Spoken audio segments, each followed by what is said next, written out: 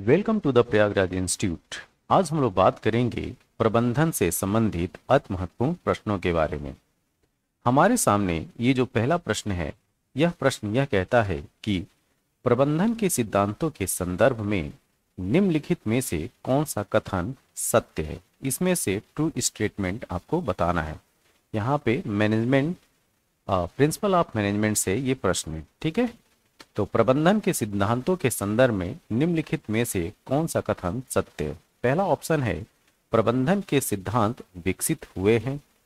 दूसरा है प्रबंधन के सिद्धांतों को अभी विकसित किया जाना है। सी ऑप्शन है प्रबंधन के सिद्धांत विकास की सतत प्रक्रिया में है, ठीक है। और डी ऑप्शन है उपयुक्त में से कोई नहीं। इस प्रश्न का सही उत्तर है सी, अभी भी प्रबंधन के सिद्धांत विकास की सतत प्रक्रिया में है। तो इसको याद रखिएगा। दूसरा प्रश्न ये पूछा गया है कि एफ डब्ल्यू टेलर, ध्यान दीजिए, एफ डब्ल्यू टेलर वो पेशे से क्या थे, ठीक है, प्रोफेशनली वो क्या थे। मैकेनिकल इंजीनियर पहला ऑप्शन है, खनन अभियंता, माइनिंग इंजीनियर दूसरा ऑप्शन है, मनोवैज्ञानिक साइकोलॉजिस्ट तीसरा ऑप्शन है, और मानव संसाधन अधिकारी ह्यूमन रिसोर्स ऑफिसर। तो इसका सही उत्तर है ए, मैकेनिकल इंजीनियर, वो पेशे से मैकेनिकल इंजीनियर थे। और एफ डब्ल्यू टेलर को फादर ऑफ साइंटिफिक मैनेजमेंट भी बोला जाता है। नेक्स्ट, वैज्ञानिक प्रबंधन की इस तकनीक का उद्देश्य काम के घंटों के दौरान कर्मचारियों को प्रदान किए जाने वाले आराम अंतराल, ठीक है, आराम अंतराल की मात्रा और आवृत्ति निर्धारित करना है, ठीक है। ये इसमें बताना है कि ये क्या है। समय अध्ययन है, विधि अध्ययन है, मोशन स्टडी है, और डी ऑप्शन है उपयुक्त में से कोई नहीं। इस प्रश्न का सही उत्तर है डी, उपयुक्त में से कोई नहीं। टेलर द्वारा डिफरेंशियल पीस रेट सिस्टम, इस टर्म को याद रखना है। क्या? डिफरेंशियल पीस रेट सिस्टम की तकनीक विकसित की गई थी किसके लिए? कुशल और अक्षम श्रमिकों के बीच भेदभाव के लिए, कुशल कार्यकर्ताओं को पुरस्कृत करने के लिए, अक्षम श्रमिकों को बेहतर प्रदर्शन करने के लिए प्रेरित करें, और डी है उपरोक्त सभी। तो ये है डी ऑप्शन, उपरोक्त सभी। तो टेलर द्वारा डिफरेंशियल पीस रेट सिस्टम की तकनीक विकसित जो है वो कुशल और अक्षम श्रमिकों के बीच भेदभाव के लिए भी, कुशलकर्ताओं को पुरस्कृत करने के लिए भी, अक्षम श्रमिकों को बेहतर प्रदर्शन करने के लिए प्रेरित करने के लिए भी किया गया था। नेक्स्ट प्रश्न हमारे सामने ये है कि आदेश की एकता का संबंध है। ध्यान दीजिए, आदेश की एकता का संबंध है। पहला ऑप्शन है वरिष्ठों और अधीनस्थों, बी है प्रबंधन और श्रमिकों, सी नियोजित क्रियाएं, डी कर्मचारियों के बीच सहयोग। इसका सही उत्तर है वरिष्ठों और अधीनस्थों। गैंग प्लैंक, ये बहुत इंपॉर्टेंट क्वेश्चन है, ठीक है। गैंग प्लैंक का संबंध है, तो गैंग प्लैंक का संबंध किससे? पहला ऑप्शन संचार, बी प्रेरणा, सी श्रमिकों की देखरेख, और डी श्रमिकों को प्रोत्साहन। इसका सही उत्तर है ए, संचार, कम्युनिकेशन। शुद्ध विज्ञान प्योर साइंस के सिद्धांतों को प्रकृति में, खाली स्थान है यहाँ पे आपको भरना है। तो शुद्ध विज्ञान के सिद्धांतों को प्रकृति में माना जाता है क्या? पहला ऑप्शन लचीला, बी है कठोर, सी है रचनात्मक, और डी है उपयुक्त में से कोई नहीं। इसका सही उत्तर है सी, रचनात्मक। निम्नलिखित में से कौन सा कथन प्रबंधन, ध्यान दीजिए, प्रबंधन की तकनीकों को सर्वोत्तम रूप से परिभाषित करता है, ठीक है। ए ऑप्शन है यह निर्णय लेने और कार्रवाई करने के लिए दिशा निर्देशों का एक सेट है, बी यह एक प्रक्रिया है जिसमें कदम उठाने की एक श्रृंखला शामिल है, सी वे व्यक्तियों के व्यवहार के लिए सामान्य नियम हैं, और डी ऑप्शन है उपयुक्त में से कोई नहीं। इसका सही उत्तर है बी, यह एक प्रक्रिया है जिसमें कदम उठाने की एक श्रृंखला शामिल है। नेक्स्ट, प्रबंधन के सिद्धांतों के आधार पर विकसित किया गया है।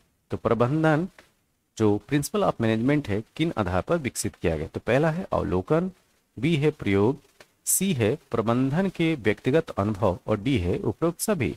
तो इसका उत्तर है डी, उपरोक्त सभी। अवलोकन भी है, प्रयोग भी है और प्रबंधन के व्यक्तिगत अनुभव भी हैं। तो ऑप्शन हो गया डी। प्रबंधन के सिद्धांतों के संदर्भ में निम्नलिखित में से कौन सा या कौन से कथन सत्य हैं, इसमें ट्रू स्टेटमेंट्स आपको बताना है। तो सिद्धांत कार्रवाई के लिए दिशा निर्देश हैं। बी है सिद्धांत एक कारण और प्रभाव संबंध को दर्शाता है। सिद्धांत विभिन्न प्रबंधन कार्यों को करते समय प्रबंधक को निर्णय लेने में मदद करते हैं। और डी ऑप्शन है उपरोक्त सभी। तो इस प्रश्न का उत्तर भी है डी, उपरोक्त सभी। नेक्स्ट, प्रबंधन के सिद्धांतों को सभी प्रकार और आकार के संगठनों पर लागू करने का इरादा है। यह कथन दर्शाता है कि प्रबंधन के सिद्धांत हैं। तो प्रबंधन के सिद्धांत कैसे हैं ये बताना है इसमें। ए है सामान्य दिशा निर्देश, बी है लचीला, सी है सार्वभौमिक रूप से लागू और मुख्य रूप से व्यवहारिक, डी ऑप्शन है। तो इसका सही उत्तर है सी, सार्वभौमिक रूप से लागू। तो ये यूनिवर्सलाइजेशन है इसमें, ठीक है। तो प्रबंधन के सिद्धांतों को सभी प्रकार और आकार के संगठनों पर लागू करने का इरादा क्या है, इसके यूनिवर्सलाइजेशन को बताता है, सार्वभौमिक रूप से लागू होना बताता है, ठीक है। प्रबंधन के सिद्धांत सभी प्रबंधन समस्याओं के लिए रेडीमेड स्ट्रेट जैकेट समाधान प्रदान नहीं करते हैं। क्यों?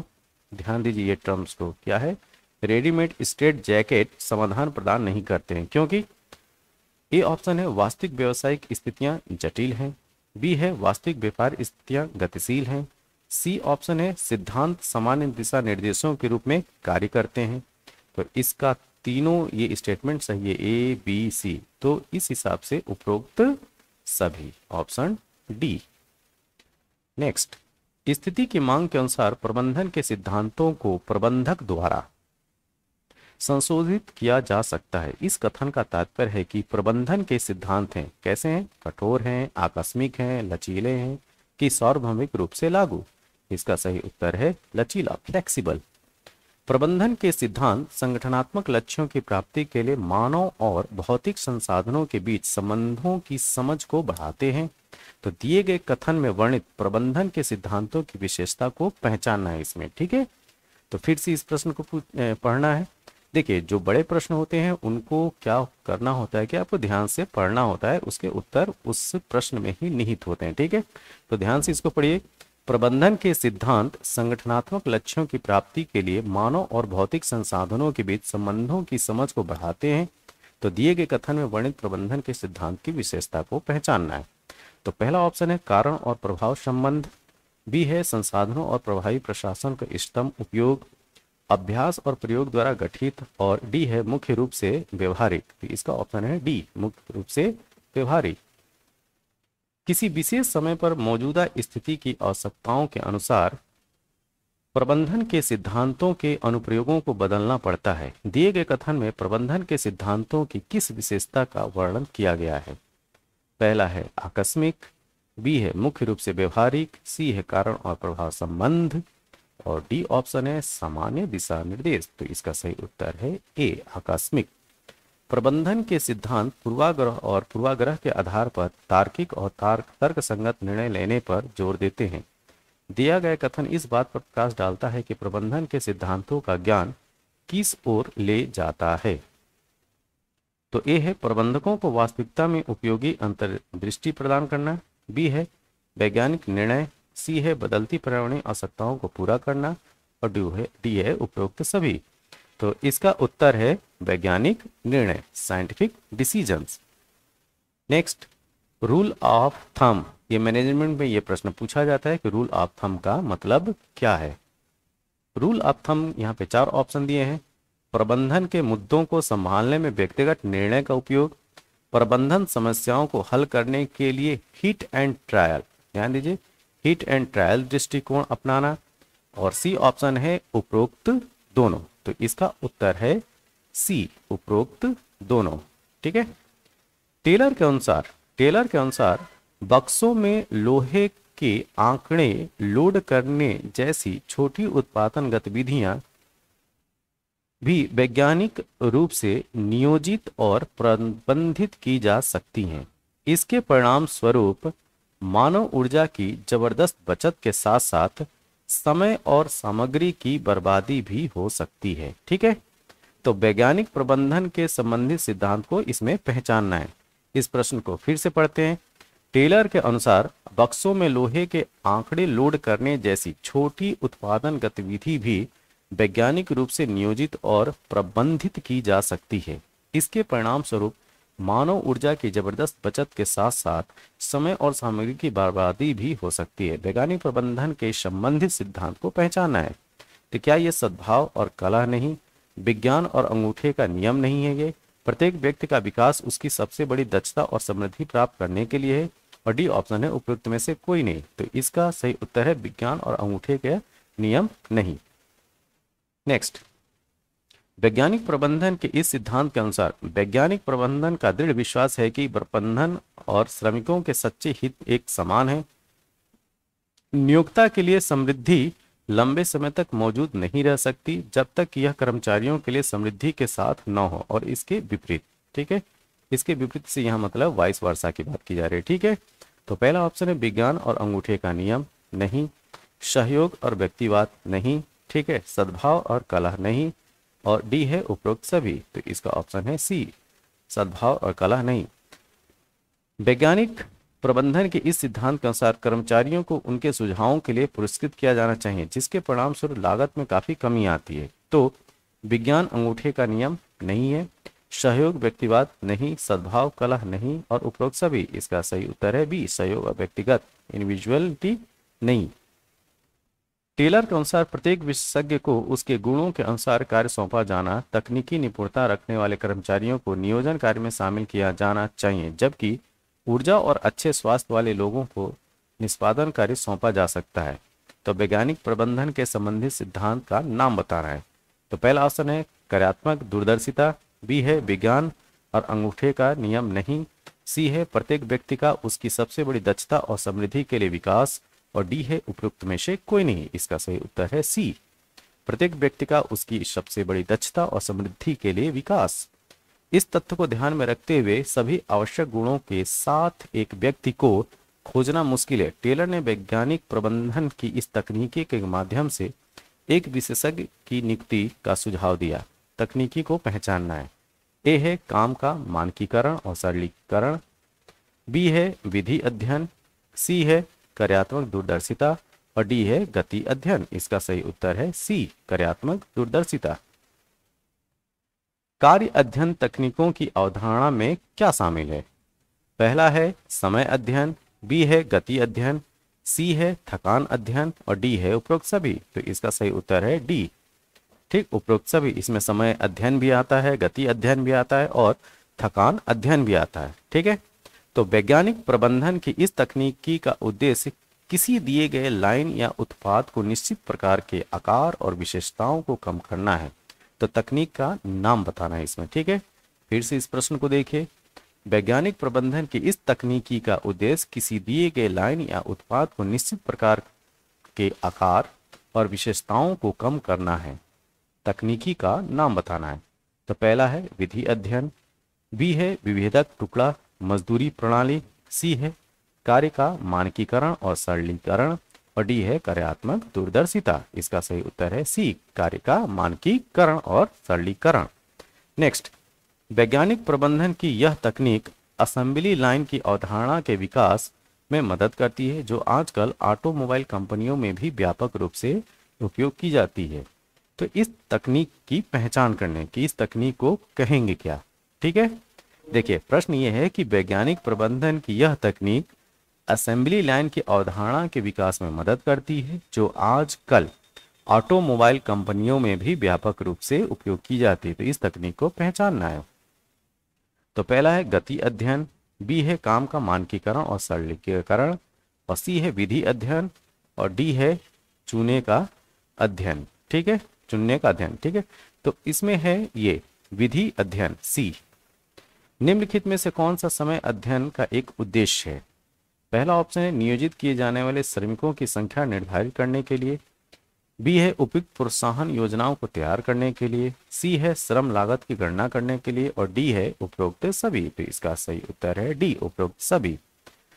तो उपरोक्त सभी में क्या है? समय अध्ययन का एक उद्देश्य है क्या? नियोजित किए जाने वाले श्रमिकों की संख्या निर्धारित करने के लिए, बी है उपयुक्त प्रोत्साहन योजनाओं को तैयार करने के लिए, सी है श्रम लागत की गणना करने के लिए। ठीक है, नेक्स्ट, हेनरी फेयोल द्वारा सुझाए गए प्रबंधन के सिद्धांतों का नाम बताएं जो इस बात की वकालत करता है कि सभी स्तरों पर अच्छे, वरिष्ठ, स्पष्ट और निष्पक्ष समझौते और दंड का विवेकपूर्ण आवेदन होना चाहिए।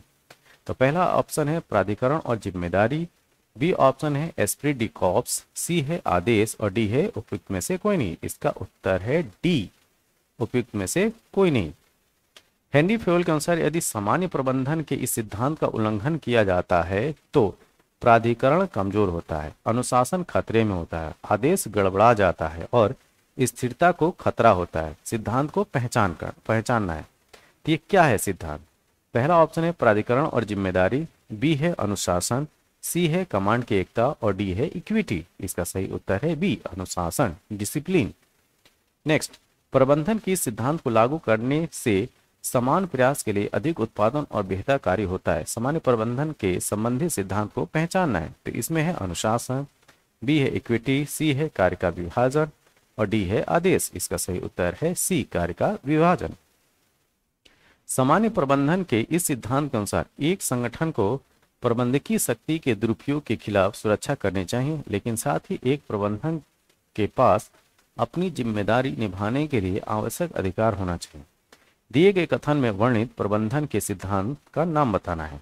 पहला है अनुशासन, बी है प्राधिकरण और जिम्मेदारी, सी है कमांड की एकता और डी है दिशा की एकता। इसका उत्तर है बी, प्राधिकरण और जिम्मेदारी।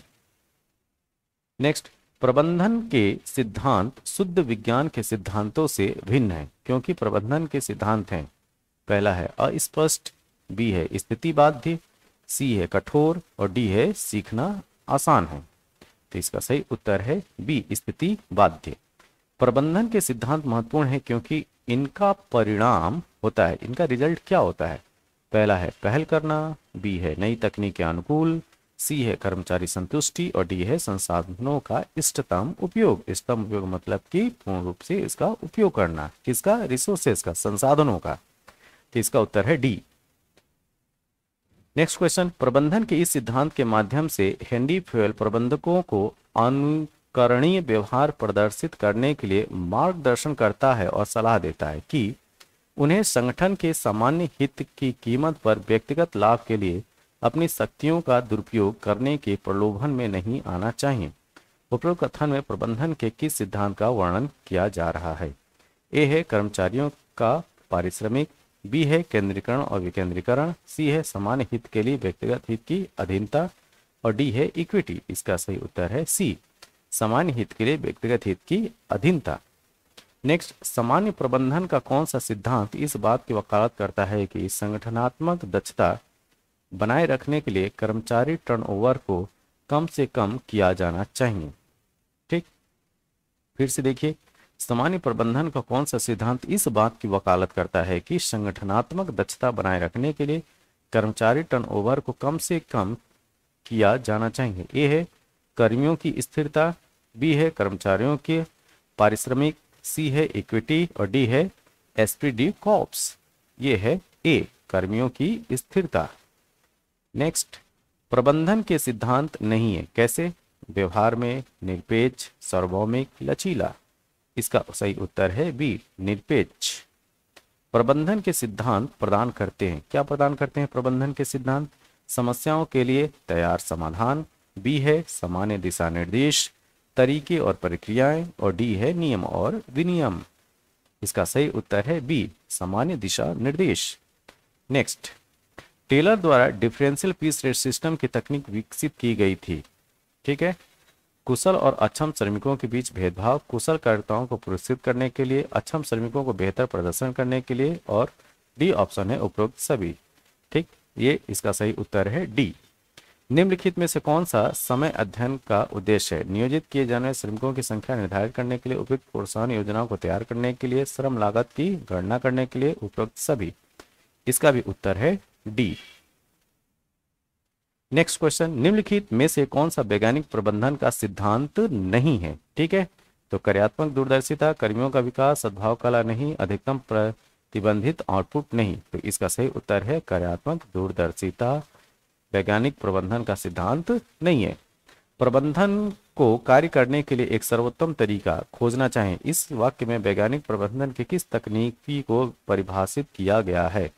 तो पहला ऑप्शन है समय अध्ययन, बी है विधि अध्ययन, सी है थकान अध्ययन और डी है मोशन स्टडी। इसका सही उत्तर है बी, विधि अध्ययन, मेथड स्टडी। ठीक है। नेक्स्ट, प्रबंधन के सिद्धांत लचीले होते हैं जबकि खाली स्थान है, यहाँ पे भरना है, सिद्धांत कठोर होते हैं। तो शुद्ध विज्ञान के सिद्धांत कठोर होते हैं। इसका उत्तर है ए, शीर्ष स्तर पर अधिकार की एकाग्रता को दर्शाता है। क्या दर्शाता है? विकेंद्रीकरण, केंद्रीकरण, समन्वय, प्रतिनिधि मंडल। इसका सही उत्तर है बी, केंद्रीकरण।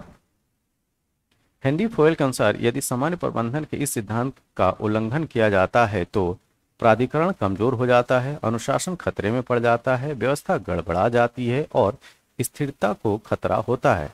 सिद्धांत को पहचानना है। तो क्या है ये? प्राधिकरण और जिम्मेदारी, बी है अनुशासन, सी है कमांड की एकता और डी है इक्विटी। तो ये है डिसिप्लिन, अनुशासन।